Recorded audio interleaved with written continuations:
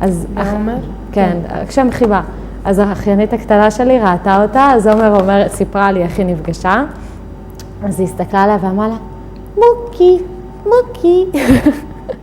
ואז היא רצה אליה, והיא אומרת לי, עומר, זו הייתה אהבה ממבט ראשון. מאז היא לא עוזבת אותי, מוקי, מוקי. גם כששאלים אותה, איפה דודה נועה? גרמניה, גרמניה. Hebräisch. Die Sprache haben Noah und Ahlam gemeinsam. Nur in der Religion unterscheiden sie sich. Noah ist Jüdin, Ahlam Muslimin.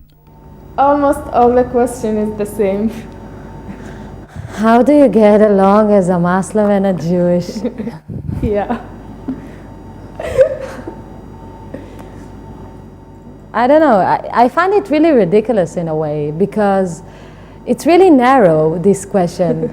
Seriously, come on. I mean, it's like we forget that before she's a Muslim and I'm a Jewish, we're human beings, so we can get along. I mean, come on, we live in the same country, we speak the same language. Im Rahmen des Europäischen Freiwilligendienstes sind beide ein Jahr in München und zusammen lernen sie jetzt Deutsch. Das ist besonders für Ahlam wichtig. I feel in a very different world. Like, no, I live in another place, but for me, I live in a small village in Israel, and it's an Arab village, and it's like everything is different. The people is different.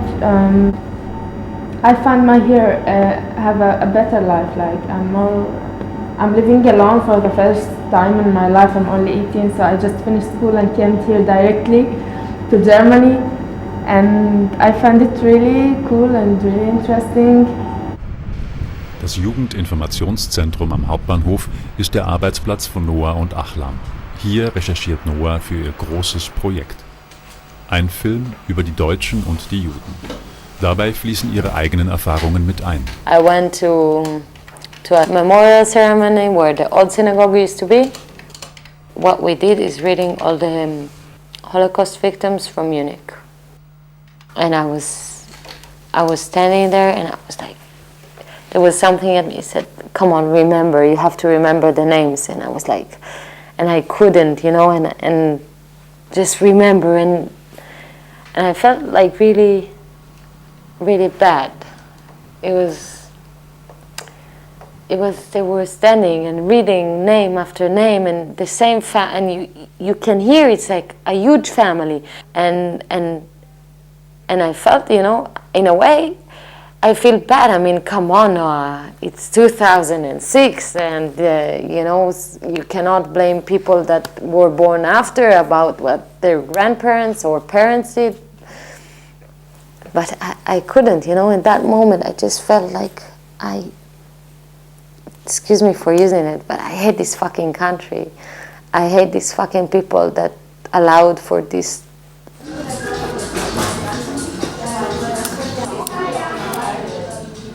Mit Abi, einem befreundeten jüdischen Journalisten, bespricht Noah, wie aus ihren Erfahrungen hier ein Film werden kann. Es soll eine Liebesgeschichte sein zwischen einem Deutschen und einer Jüdin oder zwischen einer Jüdin und einem Deutschen. Vor allem aber ohne Klischees. Ahlam arbeitet an einem anderen Projekt. Sie erstellt eine Statistik über die Situation muslimischer Frauen in Deutschland. Sie ist froh, in einer liberalen Familie aufgewachsen zu sein. Doch sieht sie die Probleme vieler arabischer Mädchen. This is a woman, as you see. And for me, she looks very... She's a sad woman. And I see this woman, she's suffering from things. And she just, she wants to live. She looks so sad for me. And when I saw it in the store, it's really fascinated me that a lot of women have the same situation. She looks like in jail. She just... I don't know, when I look at this woman I feel so bad because it's hurt. That my girlfriend in Israel, she called me and she said, I feel like I am in a jail. I can't do anything. I'm not allowed to go out even to visit a friend. And then if I want to travel somewhere, no, I can't. because she's alone. And I don't know why to be alone is something wrong with that. We don't have really our rights in Arab community. It doesn't mean that if I have my rights, I will just have fun and don't think about to study and don't think about to be serious in my life. Now I'm only here for a month, but I already feel at home. Like to live here in this house, I love it.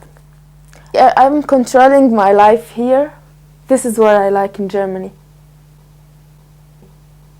For me, it's an experience. For Ahlam, it's like freedom, because she comes from a really different place than where I come from. It's much more conservative and it's much more protecting, and suddenly she got to a new country. It was the first time she got outside of Israel. It's a new country, it's a new culture, and I really think it's open-minding for her to see it, to be part of something really different and full of new things. It's the first time she can really do what she wants without thinking of the consequences all the time. It's really freedom. My whole life changed in Germany. Everything changed. Like before I was saying that I want to finish the voluntary service and then to come back to Israel. But now, no, I don't want to come back. It's not just a voluntary service here for me. It's more because a lot of things happened when I was in Germany. Until the 1st of September, my family called me. Actually, not my family, my cousin. And he told me that your father died. And so from that moment, all my life changed. Like now, I'm just thinking to do something like here, because my father all the time wants me to be here, to study here, to live here, because he was so open-minded and he just wanted to give me everything. He had nothing to give me. But now I'm trying to do this, like,